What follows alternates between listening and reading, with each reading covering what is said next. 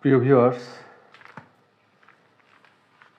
আমার রচিত কাব্যগ্রন্থ বিমূর্ত আধার, এই গ্রন্থ থেকে আমি একটি ছোট্ট কবিতা আবৃত্তি করছি। কবিতা বসন্তের আগমনী গান। সেদিন ভোরে শয্যা ছেড়ে গিয়ে দাঁড়ালুম দিগন্তে দৃষ্টি মেলে।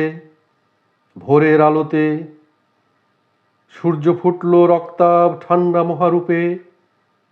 মৃদু বাতাসে শিশির রেণুতে দেখলুম নদীর চরে কাশ ফুলে ফুলে শুভ্র সাদার মাতামাতি হেমন্তে। দীর্ঘ পথ হেঁটে হেঁটে তোমার দ্বারে এসে ব্যর্থ হয়ে ফিরি বারে বারে।